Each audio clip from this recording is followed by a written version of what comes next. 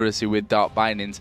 Rengar taken away against Mima. Mundo taken away against Mima as well. We've already seen him running that one. And then the Vayne Shyvana removed as the final 2 bans for SHC as they go into first pick. You can tell that Salade, Tomate, Oignon have done their research. They've really been watching what's been important for these two, for the team here. Conversely, I'd say the only real targeted ban there is Vayne. STO do like to run Lucian when available, but obviously Lucian is a high priority pick, although at the moment, I've got to say, actually, it's not been locked in instantly, which is not what we've been seeing all day, to be honest. So we're going to have the first pick here for Mima, which, of course, Evelyn. I mean, whether that goes in the jungle with Impale, which we've seen him really been running, Mima can also play Evelyn in lane, but don't really expect that one to happen. Right now, STO switching up between Elise, who they've already locked in, and their second pick, they were hovering over Galio. They had a bit of Zilean in there. They're right now sat on Yorick. But Yorick is a character they play in the game. In fact, where they were against Copenhagen Wolves, they were playing Yorick. It might actually be psychology here, right? What they have done there is they've shown that Yorick is still open. They've made absolutely certain everybody knows it.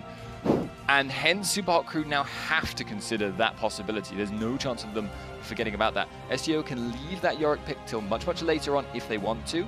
Leave Elise as either a flexible jungle, top, or mid pick. And make sure they keep their options open while making sure Super Hot Crew keep theirs fairly close to their chest. So it was, in the end, Thresh and Lucian pulled in there, that bottom lane, or that duo lane, we should say. Obviously not safe to call it a bottom lane anymore. For STO then, what are we going to see out of them? Looks like we could have Taric picked up, and will be locked in actually here for Kuja on the support, and a possible Z selection for Spontex, which would kind of surprise me to see that come out this early, considering the fact that they have last pick. You don't need to pick the mid lane yet. That is true, but Gragas might be another option, and Gragas is one we've seen Spontex playing, I hesitate to say it, but almost nothing but. Although they have actually opted to hold on to that for later. And I'm surprised that we haven't seen more of Taric, honestly. At the moment, since the patch came in, his win rate has skyrocketed in solo queue. And he is, if you actually do the numbers on the kind of gold value of his aura, especially late game, but even early on when he just has the flat bonus from maxing his W, it's really huge. Like, he is giving your team tons of armor. Well, let's see what SHC finished off with here. Obviously, Morgana was banned away from Moops. I was going to say Renekton is still open, which kind of surprises me after 7 picks that Renekton is still on the table. That will be picked up here by Heidel, and also the Ziggs choice for Moops. So now STO, now they have the chance to counter that in lane with basically whatever Spontex wants to play. Yeah, but there is an interesting thing here in that Lee Sin has been picked out at the same time as Elise. Now, both of them are strong invading, ganking junglers, but they picked Elise essentially to keep it out of the hands of their opponents. But in so doing, they may have picked themselves into a situation where Elise is going to have to go up against Renekton. A skill-based matchup, but it favors Renekton as long as he doesn't get killed early on. Well, we'll see if he gets killed early on. Don't want to rule that one out at this point. Spontex as well, their last choice being Kassadin, and as we said, that one was left-right till the very last pick. And Spontex will be hoping that he can hit a bit better of a form curve than what happened in the last game, playing as Kha'Zix against KMT was just not his day. It was a horrific matchup, though. He was in a really, really bad one-on-one matchup. Kayle versus Kha'Zix is not winnable one-on-one. And then his jungler got early invaded, got killed, and kept getting invaded, kept getting pushed down on his luck. That was essentially forcing him into a one-on-one, and the only ganks that would come in would be against him. Well, guys, we are going to be loading into this game, but whilst we have 3 minutes to kill from it, we're going to leave you with a little bit of music, but when we come back, of course, it will be the Super Hot Crew versus STO. Hey, guys, welcome back. We're about to jump into game between Super Hot Crew and STO. We had a little bit of a pause there at the start of things, which is why we didn't jump straight in after those 3 minutes. But interesting to see how this one goes, because STO don't really have any pressure on them whatsoever. We can see that they're already going for a 4-man invade down on this bottom side. They were spotted out by Impaler, and they did not see Impaler. So right now, STO are actually at a serious disadvantage. They probably have the stronger level 1 fight right now, but not so far ahead that they couldn't risk someone getting caught out and bursted down if they walk straight into a Thresh hook. So can STO get through this area safely? We're about to find out.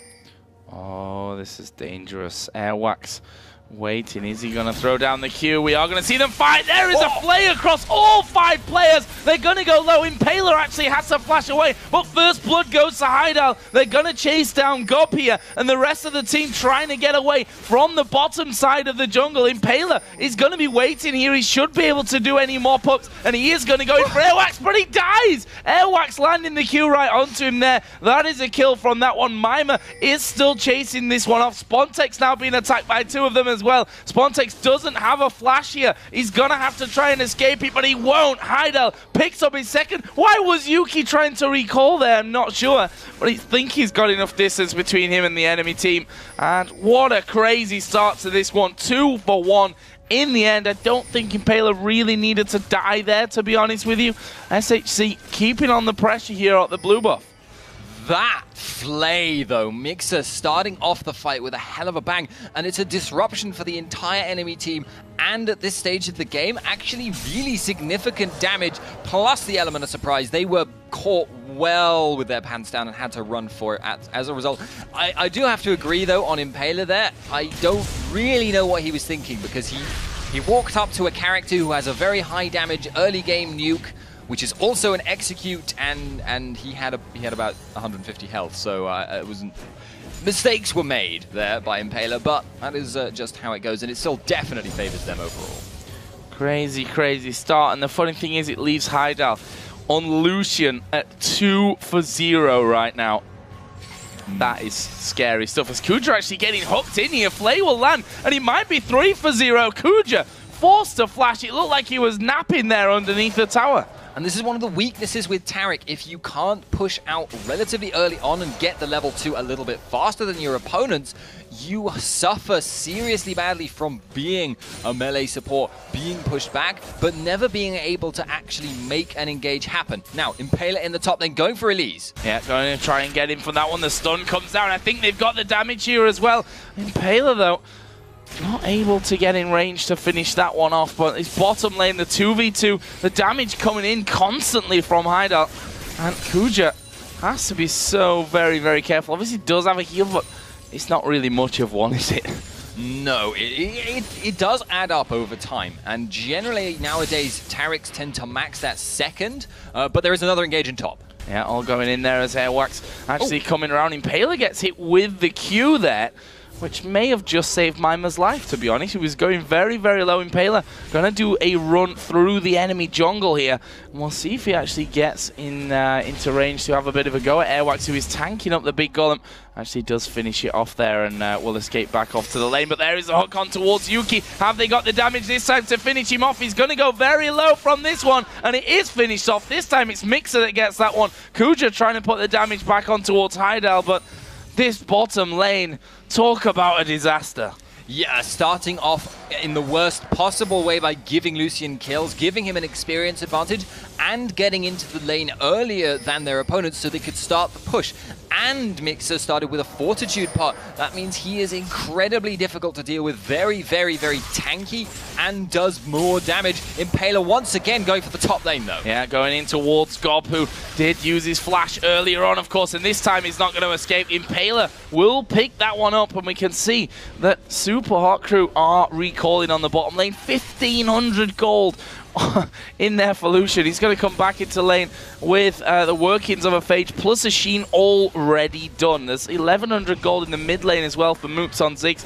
1,000 gold for Impaler's Evelyn. And this is, it's hard to say after 5 minutes, but it's come in a dangerous position as Moopsia knows that he's in a lot of trouble, putting down a lot of damage onto Spontex though, but can't quite get the finisher. Yeah, nice little comeback there essentially for them. They need that kind of advantage. If they can get Cassid into level 6 in good shape, he can potentially turn around all the lanes for them, because STO at the moment are firmly on the back foot. This is not a good situation for them. They can kind of mitigate that if they keep doing this, but every other lane is unlikely to change. Oh wow, Lantern Gank coming in there, and Hideout follows that one through. The hook will land onto Yuki, and he's already down to half HP just after that.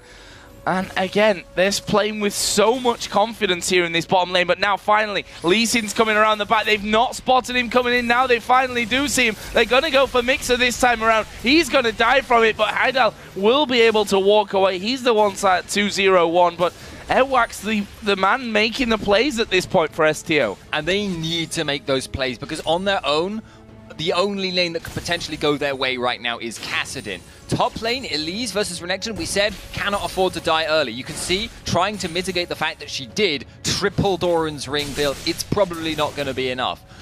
As time goes by, Renekton will get too beefy for her to deal with, too sustainy for her to harass down, and he will grind her down. But now it looks like STO are not done with bot lane. Yeah, Airwax actually coming in from this one. Heidal actually does have Flash available. Lantern coming in as well, but Impaler's there as well. They managed to land the hook onto him. There is the shutdown. Kuja's going for Heidal, but he's got nowhere near enough damage, and there's another 2 kills. A flash away now from Yuki, but he will actually walk straight in. 90 caliber net over into Dragon.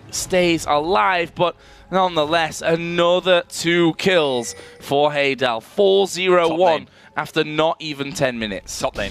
Yeah, top lane Mimer's in trouble, and he's probably not going to escape from this one. Trying to take Gob with him, but Spontex actually using that teleport to good effect in there to get that kill back. Yeah, it was a really good teleport. Good awareness, because Spontex was not able to make anything happen in the bot lane. The fight went too far against him. And I've got to say, Mixer is making some serious plays this game. He is he is the reason Lucian is now getting even more fed in the bot lane, getting a lot of kills and indeed zoning out his opponents. But STO looking like they might want to bait this out. They know exactly where SHC are, but looks like at the moment they're not going to want to go for it. Oh, there's a ward down. Spontex position already spotted. Moops has no ulti available at this point. And with Impaler coming in, Airwax actually taking a bit of a retreat towards his Tribush. Heidal going to get that ward down, and that gives their position away somewhat. Mixer actually been chased at this point by Airwax. That's not really going to do anything for him, and that blue buff is then given over towards Moops. They're going to go for him here. Airwax, knowing that he has to get away, of course, can safeguard off to the rest of his team. There is the Lantern. Heidal will take that one, and he gets back to the support for safety. Very nice deal by Super Hot Crew. Nice timing on it. Spontex not able to be there for that fight.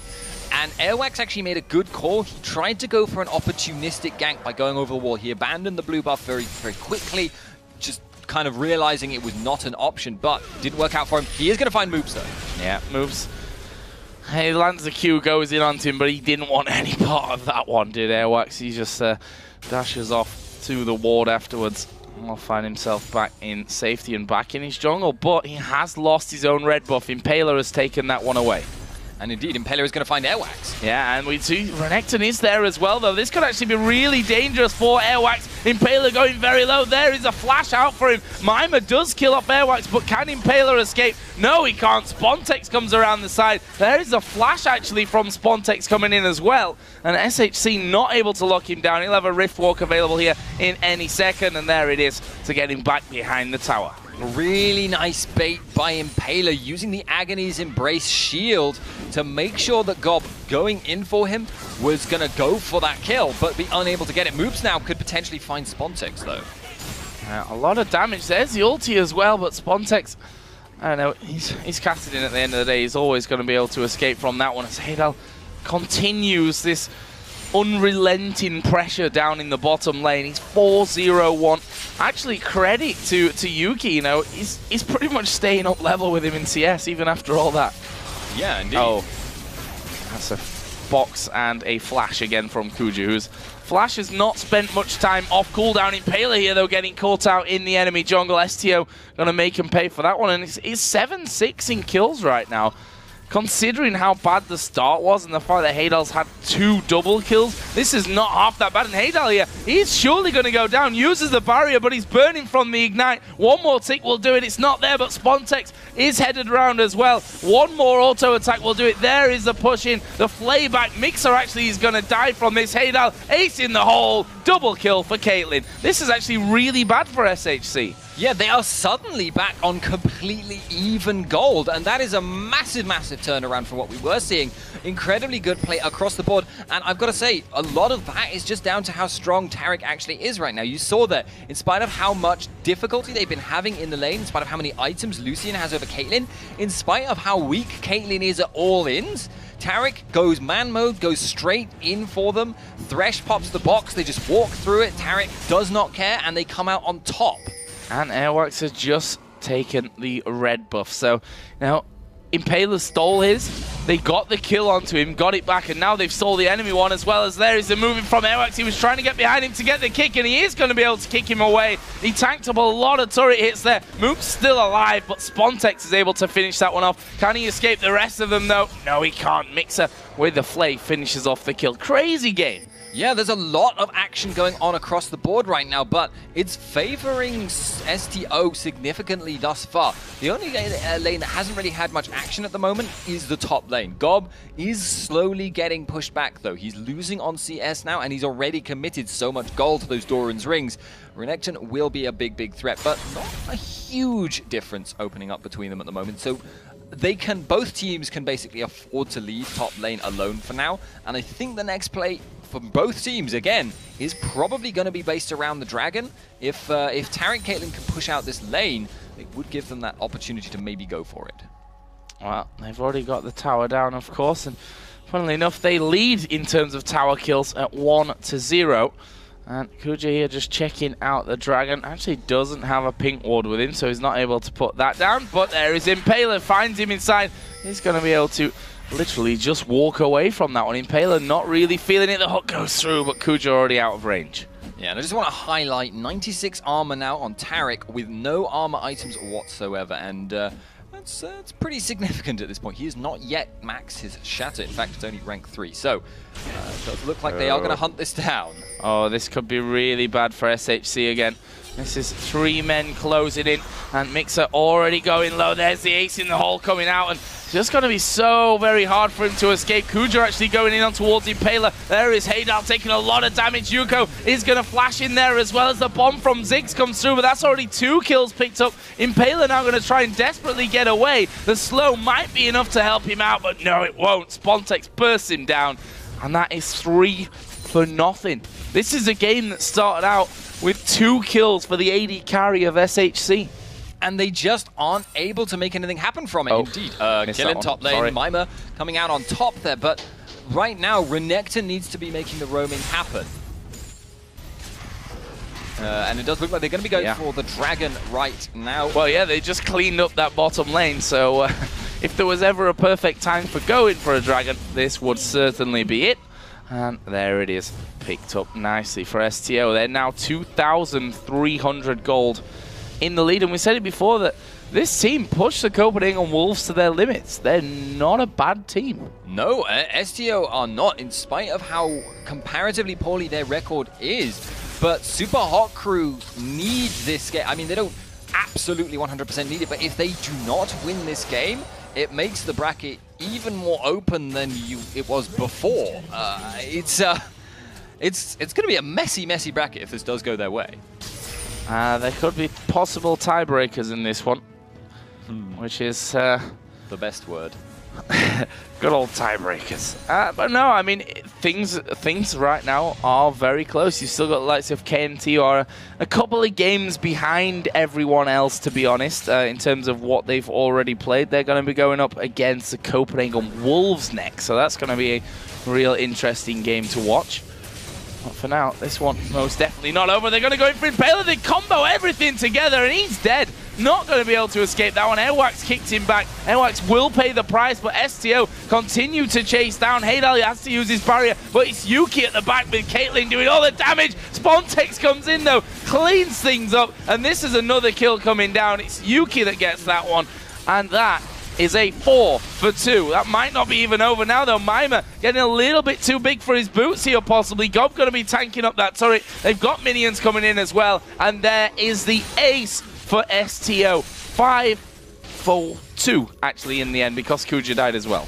STO are absolutely on fire right now, making like amazing plays. You've got to give so much credit to Airwax, making multiple kickback maneuvers here, and indeed Spontex jumping in has just been doing so much work for his team. He's actually even able to take advantage of the Force Pulse, which since the changes to Kassadin, people have been maxing Force Pulse on him. Formerly it was generally Null Sphere, but since they nerfed the base damage on that and upped the base silence, it makes Kassadin actually a little bit more of an AoE threat, and Spontex has been taking full advantage of that, hitting multiple people with his main damage nuke at once. Yeah, certainly changed more into it it always was as well, but a very clean-up type champion, which is what Spontex is doing really well with right now. 626 Rod of Ages done.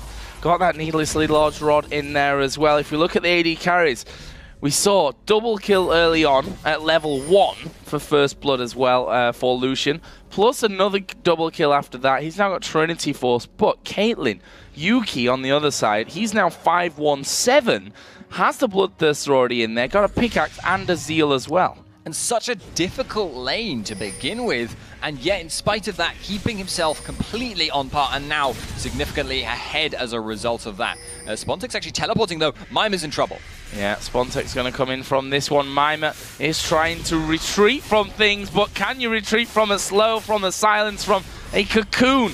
No, is the real answer from this one. He's going to try, but Spontex obviously can keep up with him. Spontex will finish off for his 7th kill of the game. It looks like SHC are going to go for a push on this mid lane though with that, and they're going to take down that outer turret in the mid lane, their second one of the game. But look at this, STO is starting to come in around the side. The Q lands on Sahedal, he gets behind him, the slow comes in as well. Who's he going to kick back? He's trying to get in there for Ziggs, but I think they've done enough to really stop them as Spontex gets hooked. But SHC all very, very low. Kuja now pulled into the middle of the fight. He will be the sacrificial lamb really in that one, as they went a little bit deeper than they'd expected, I think.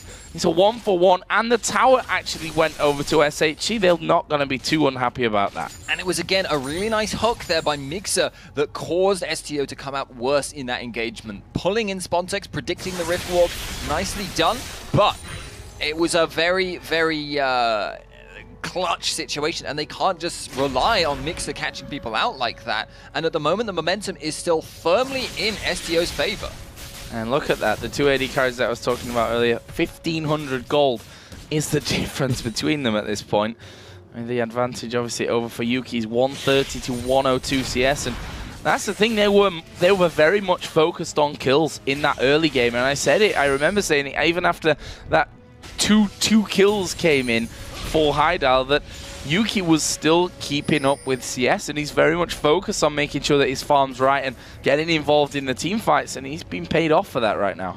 Yeah, it's really working out well for them, because apart from anything else, Yuki is being left to pretty much DPS as much as he wants, because Spontex is such a big threat, and they're having to respect that by retreating away, trying to kite it out using the Ziggs damage, but it's not working out unless they can get Mixer hooked, but not a reliable source of CC if they can dodge it. And wondering as well how it comes down when they're underneath the tower. I mean, Kuja obviously, with the armor that he has, 157 at this point, is going to be able to tank up a good few hits from towers if they go in there. But STO, are they going to be able to get through those waves quick enough? I mean, Moops is going to be clearing out very, very fast, as can Lucian, of course, with the culling in particular. Yeah, it's one of those things where actually, because he's now so tanky, and because he makes everyone else tanky as well, he will actually be able to facilitate a lot of very aggressive plays from STO, and that's kind of the playstyle they're running at the moment. Oh, Airwax actually going over there. He might need to get away. Actually lands the Q onto the Dragon, but will it be enough to get away? No. A little bit too cocky with that one. The culling actually coming through. There's the ulti out of Ziggs as well, and they might have done enough to force STO away from Dragon to pick up themselves. And it didn't reset either. And that was actually a nice, like, there was nothing wrong with what Airwax did there. He just got outplayed by, again, Mixer. He jumped across the wall with the W and was relying on being able to Q back to the Dragon. He got hooked. I think that was within his kind of expectations. What was not was the fact he got flayed out of the second part of his Q, which cancelled the dash, which cancelled his escape, and as a result, he was in a lot of trouble. It looks like there may be some aggression in top lane now. Renekton and Elise, and we see that Gob, now he's got that haunting guys in there, he's got himself a bit of armor as well, he's feeling a lot stronger as he's going to rappel over on towards Mima. Cocoon, can he land it? No, goes a little bit off, and Mixer now going to land the hook there on towards Gob, and now Moops is coming in from the side, boxes down, Mixer has to flash away, but they pick up Gob. Spontex is going to die as well, that's a double kill for Ziggs. Clutch stuff, but they are costing themselves some pressure in the bot lane. STO gonna take this tower unless Lucian can pull off something really incredible. He's already used the culling, so there's no way for him to stop that tower falling. Putting even more gold into the pocket of Yuki. Very exciting game so far, this one. And I would have, if you'd have asked me after 5 minutes if I could call this one already, I probably would have said yes, to be honest. Easy. With the way that was going, but they changed it around. They've got a gold lead. We've just seen another couple kills come back, though, to bring Ziggs to 336. He's now got that Rabadon's Death Cap complete with the Athene's Unholy Grail.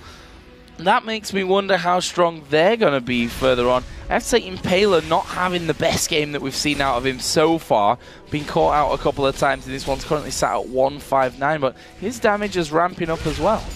Yeah, he will get to be a big threat as time goes by. Although in this case, his team doesn't have a lot to kind of make sure he survives if he chooses to go in first. But he really does have to go in first on this composition, unless Renekton could get in with Slice and Dice. Not a reliable option. He will be their primary engager, and I'm surprised to see him not going straight for something like a Zhonya's Hourglass. Although actually, thinking about it, it looks like he's going for an Aegis of the Legion, so tank Evelyn almost. Had a bit more strength into him. So he has been getting melted pretty quickly, hasn't he? So probably not the best, sorry, not the worst idea that he's ever had to get a bit more health behind him.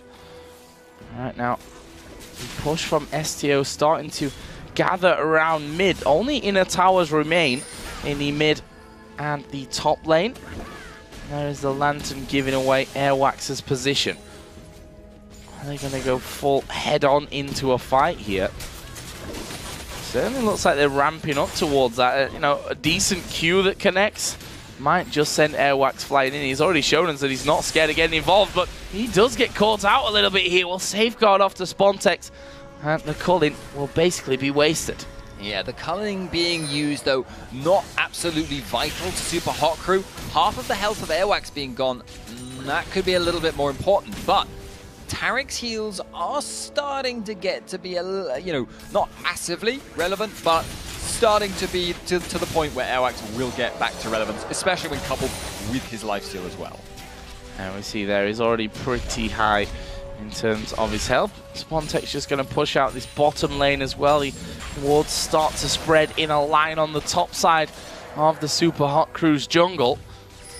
And Tarek, we didn't really mention, they had to work in the course of that Sunfire Cape earlier. Now got it finished off, sat at 2000 HP, at 173 armor as well.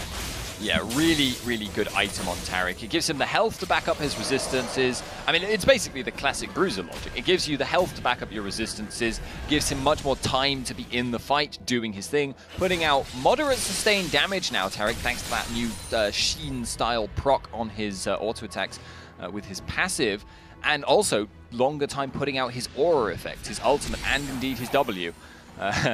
Mixer at the moment is actually quite a lot of what's keeping Super Hot Crew in this. Yeah, a lot of clutch hooks coming through from him. Gonna need more though, gonna need to do that even further as they actually push out and start to have a go towards Kujo, who's gonna get hit by the full blast of the culling there, but Impaler down. The box was in position, but Airwax following through. He's going to kick out Heidal, but they need to follow up here with the damage. Maima's actually keeping them out of it, and now Yuki's gone down. Both Gob and Kuja are pretty low from this one. They could finish off both of them if they get in the right position. Gob, they're going super low. Will get finished off by Maima, and now Kuja running off to the side. Spontex here as well. He is pretty low, but he's got that Rift Walk to fall back on, and Kuja is now trying to run rings around them and get away from this one. I'm afraid, Kuja, that is not particularly going to work. Funny enough, the armor will work against him in this scenario as well, because the turrets aren't going to take him down as quickly as he'd probably like. He can use Shatter, and it will cut down that passive bonus, but nope. And indeed, flash used by Mixer, though, so I guess it's not a complete loss there. But overall there, that fight, up till now, STO have been doing a very, very good job in their team fights, but that time Yuki, I don't know if he's noticed, but flashed in, I think, to try and finish off Lucian, cancelled his own auto attack, and then just dithered around for a second and blew up.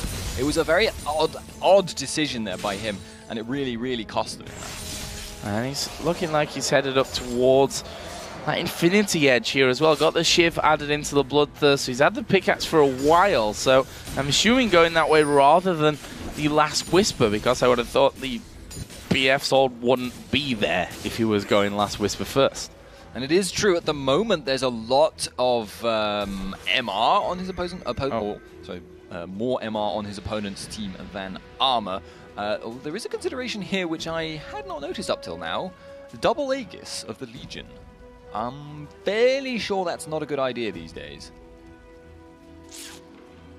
See, that's the thing, we talked about it already kind of at the start of each day, that we're on the new patch, that not everyone has had probably the time that they'd wanted to put into there, and those that have, you know, things are developing. Like, we've seen already some trends start to come up that have already faded off in the course of this 3-day tournament. So, I don't know. We'll have to see how that one works out for them. But I wouldn't say that I was too convinced either.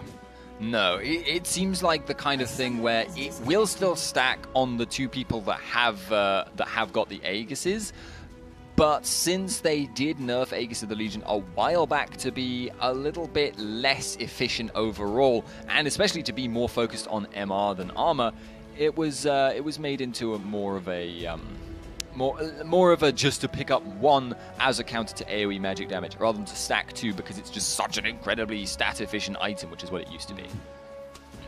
Well, apparently Heidal has, in fact, disconnected. They speak French to each other in chat, so I've got no idea what's going on with that. As you'd expect, as French players come up against each other, they speak French, which, no, definitely not a knock against them, but I just can't tell you guys what's really going on other than DC, which I do understand to mean disconnect, which is good. Yeah. Okay, I can't French. But it does seem like right now we may actually see a Baron for Dragon trade. This is dangerous, but it actually looks like it's not going to be a trade. Impaler is heading up there. If you can get the Agony's Embrace on them while they're tanking the magic damage debuff, that would be amazing. But the Baron is falling down low quite quickly. Yeah, Baron already down to 2,000 HP. Can they get in there? No, they can't. It's been taken. STO get themselves a Baron, and it looks like they want to fight this one. Impaler going incredibly low there. Mixer also going to get picked off from it. The kick back onto Maima, and Yuki is still at full HP. This is the man that we should be watching here probably, as they all bunch up. Gob right in there on top of them. Yuki still hammering away from the backside. Maima did manage to get away, but I'm not sure that the rest of them will manage it here. Impaler speeds off with a W, but Moops in the middle of no man's land. He's going to get himself stunned. Spontex comes in, but it's Kuja that gets that kill in the end. That will be a 3-for-0 plus Baron going over to STO. Really, really, really clutch call by STO. They saw the opportunity. They knew they could actually back off if Super Hot Crew came too quickly. But what they did there was they just made absolutely certain that they were confident in their own call. They said, no, we can get this. We will get it before they arrive. And it was down to, you know, a 3 or 4 second difference. Would have been disastrous for them, but as it happened, worked out so well.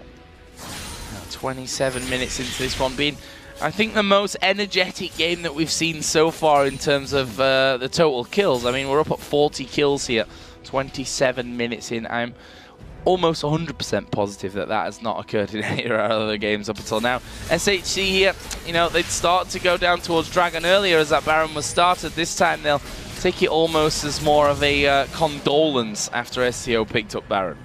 Yeah, now STO want to be making plays. They have a lot of tools to work with as to what they choose to go for next.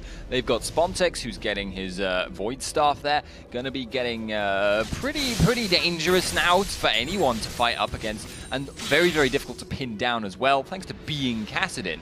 He's got teleport as well. So, split pushing with Kassadin is an option, but picking off Impaler is another one. Yeah, Impaler here is going to get himself caught out. There is a stun down onto him, puts down the ultimate, which will actually save him from that one thanks to the shield.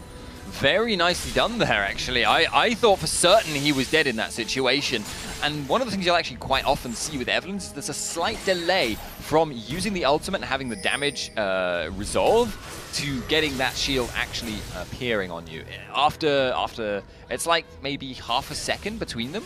Sometimes that's enough for the people to burst you down if you were doing it on reaction, but Impaler judging the time very effectively and was able to keep himself alive and then run straight for Thresh's arms. But at the same time, not something you want to use when there's a possibility of a team fight breaking out here. Just to keep yourself alive. And you see the traps already going down from this one. We've seen that Moops can clear out these waves incredibly quickly, so it's not really the end of the world. They know that they can actually get rid of them. And we see that waves pretty much being destroyed. The hook actually landing, and Mixer gonna go in. He's put down the box, but he's finished off very, very quickly. Impaler trying to get to the front, but STO didn't really lose health there. That's a bad sign for SHC. Yeah, if they had Agony's Embrace there, they could have gone in on that. That would have worked really, really well. Mixer would have just gotten a 3-man play into like a 3 or 4-man Agony's Embrace. It would have been terrible, terrible damage, but as it happened in that case, Mixer went in, just got bursted down instantly, and his team could not follow up. They did not have the damage, and clearly disagreed with the call in general. Yeah, and I just noticed there how hard Yuki's hitting. He did go for Infinity Edge, as I thought, leaving that for that pickaxe for the last Whisper as well. Haydart getting a bit too close. You see that it's a third of his HP getting off when that crit comes in from Yuki. There's the ace in the hole coming through as well. Shield certainly helping to keep him a bit healthier, but there's only one turret left outside of the base now, and that one is not going to last too long from this one. STO already on top of that one. And at 30 minutes and 50 seconds in, it's not looking bad whatsoever, except for Elise, who was being chased down here, but Gob does manage to walk away. Yeah, very, very nice escape there. Caught essentially 3-on-1.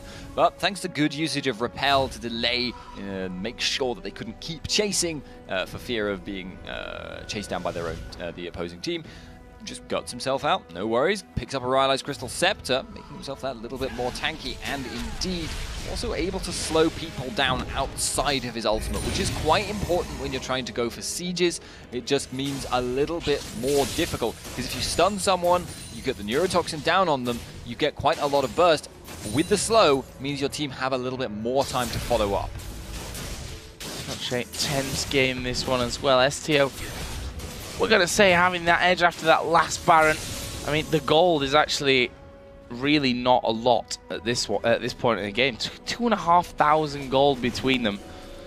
And that's after over 40 kills, only 30 minutes into the game. Certainly an interesting one to watch. And I'm sure STO were thinking, well, where's this fire come from in us? Why didn't it maybe come a little bit earlier on in the tournament before we went 0-3? Yeah, they are currently playing incredibly well.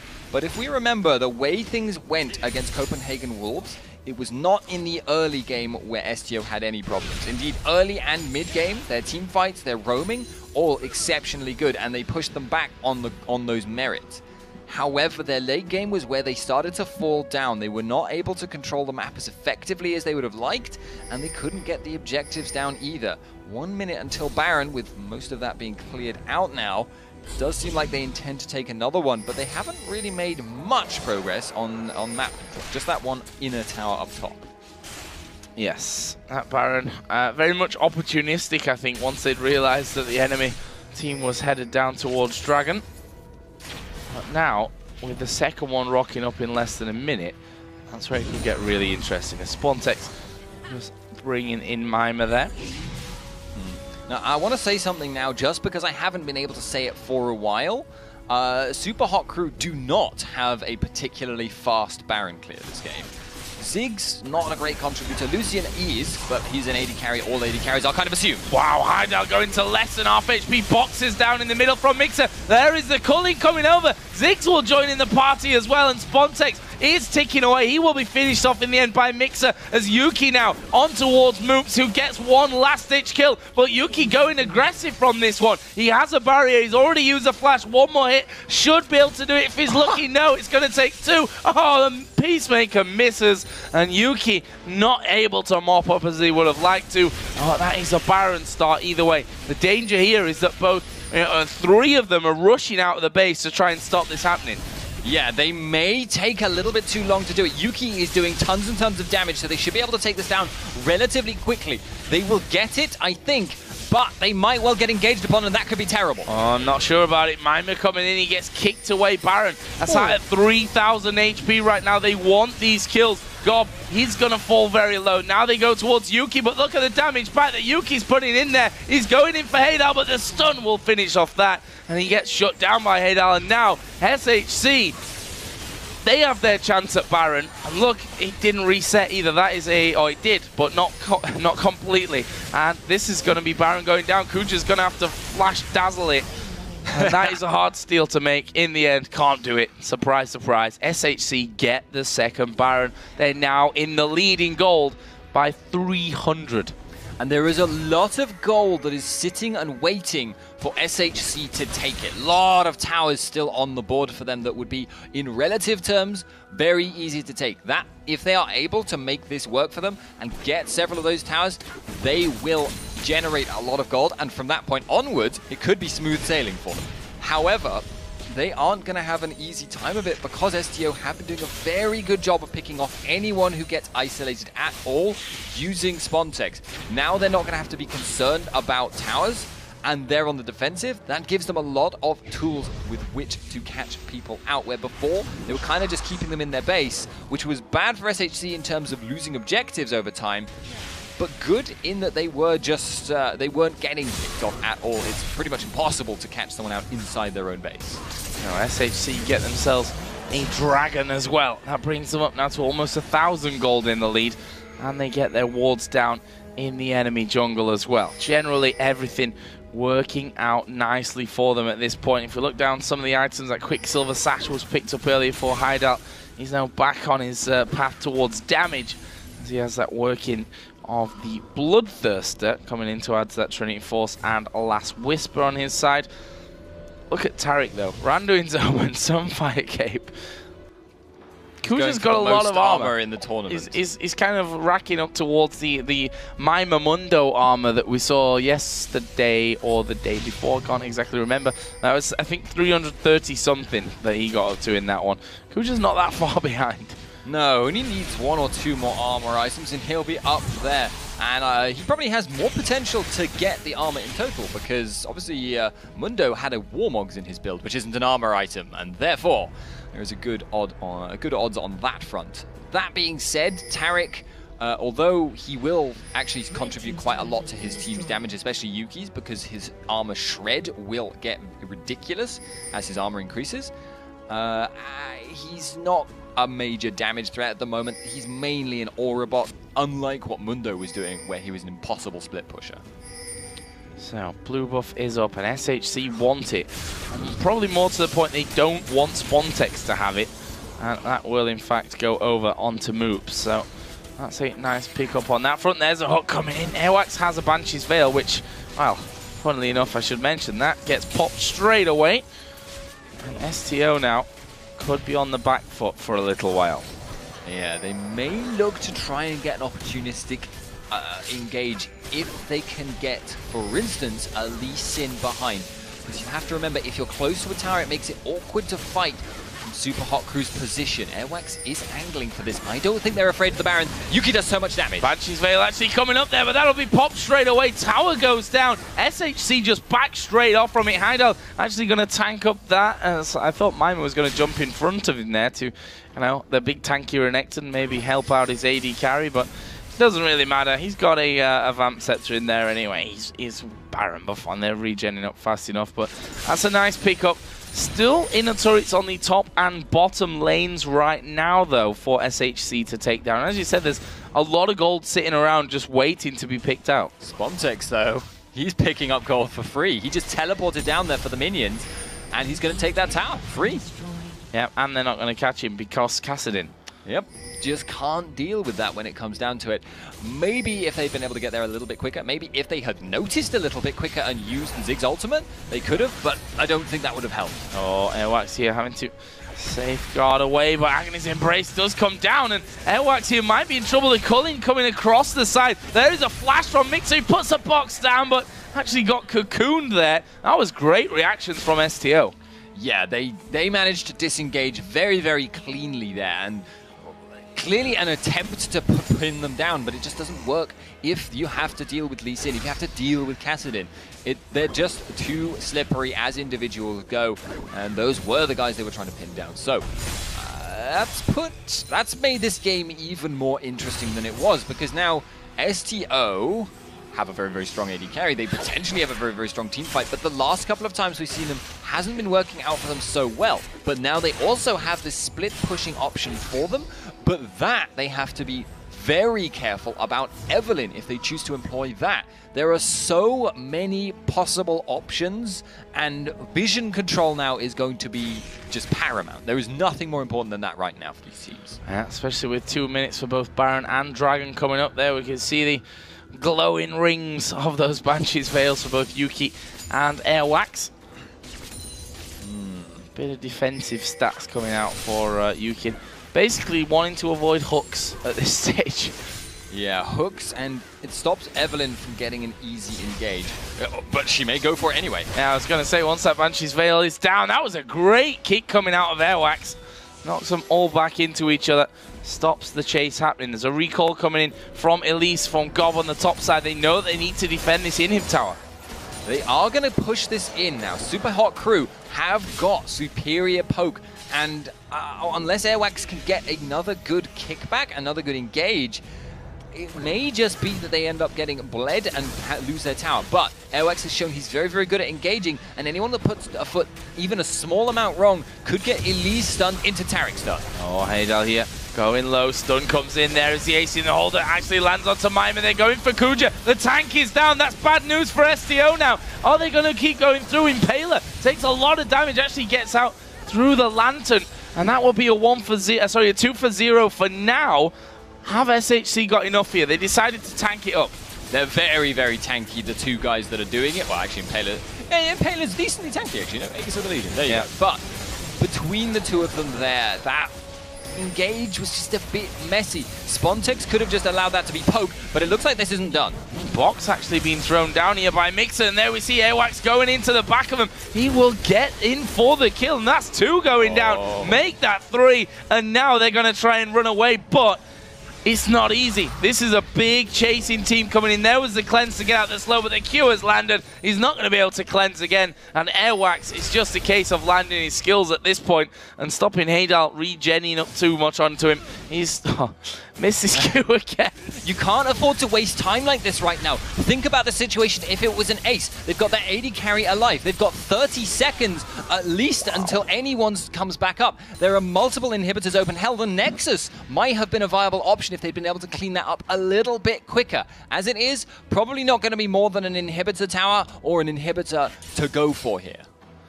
Yeah, that was a little bit messy, I think, to say the least. But STO now are going for that inhib turret. Obviously, they did get the one in the top lane thanks to Spontex's teleport, basically, earlier on. But they're backing away. They're not going to keep pushing on from this one with Impaler up in 1 second, Mima up in 5. And home guards pretty much across the board. Understandable, not safe though. to stay in, and especially when the Baron's there, of course. That's going to get started off. STO should have this one for free. Yeah, they will clear that well before Impaler gets there. And Impaler actually needs to be a little bit careful. he doesn't have to worry about being spotted out and caught. But actually, if STO were to recall there, they might think it's a... Don't stop my TP, says Airwax. It's recalling right in front of them. He knew they could see him. I guess he just figured that they would figure it was a bait. This game, though, I have a feeling that it's not over. I mean, SHC, yes, they're behind now, even though the gold is pretty much irrelevant since everyone's up at full builds. We're going to see a Dragon going over now to SHC, which brings it to just a 500 difference. It's 24 to 27 on kills, 8-5 in turrets, though. And with 2 inhibitors open, it could swing harder for STO at this point with just taking those 2 down. Yeah, and remember, though, Super Hot Crew took that fight over the inhib at first. They just got greedy. They stayed in a little bit too long and ended up getting cleaned up very, very messily, as you put it, by Lee Sin and Kassadin. As it is now, though, will that situation occur again between the two teams? As you say, gold is now pretty much irrelevant. Both these teams are capable of taking fights. It just depends on who gets the best initiation. But now, another fact that's coming into play is Spontex has teleport, and it's so useful late game. Well, ask SK Gaming and XPeke. They know about that. About that teleport, the Kassadin. And Spontex, being the cheeky Frenchman that he is, I'm sure has no problems with going for something like that. It's a genuine concern at this point for Super Hot Crew. Kassadin has actually built a Sheen, so he's going for a Lich Bane. He genuinely actually wants to make plays like that. He is looking for that potential. If Super Hot Crew ever engage, push out really, really far, go for for the win, they have to take account of how fast Kassadin will push. He gets his AP into bonus damage on buildings, and that means he takes towers quickly. If they actually Ziggs bomb to stop him, it actually speeds up his attack speed. That makes him a little bit quicker. But right now, the inhibitors is just being poked down almost uncontested. Yeah, culling coming through there, but really not really denting Airwax. And this inhib should get finished off here shortly. Ah, the hook did land, but it only, of course, popping the Banshee's Veil of Yuki. As Impaler does take a lot of damage, and there is the box going down. They're going to go for the fight. Kuja goes low. Kuja is down and out. This could be bad for STO. We do see the Zhonya's from Gob. Is that going to be enough to keep him alive? Spontex actually got flayed as well there. This is really bad for STO. Push coming through. Airwax flashes away from the water bomb from Ziggs. Ace in the hole did come through and did get moops in the end. STO just turning around now. They've got the cleanup crew. Well, they could go a little bit deep if they're not careful on this one. Mixer actually is going to go down in the end, and I'm saying this is bad for STO, and you just forget that Yuki somehow, the AD carry that's so beefy, is still alive there at the back, still able to take chunks out of everyone that's in front of him. Hadel is alive though, but he's not anymore. No. Comes out of that one, getting a little bit too greedy. Mimer actually doing good damage, but he's going to go down as well. There is the ace, finally finished off by STO, and they're going to take that one. I thought that Super Hot Crew were going to push them back there in that mid lane. Yuki comes in, and he's like, nope, I am just blasting through all of you. Then we see the Nexus go down, and STO pick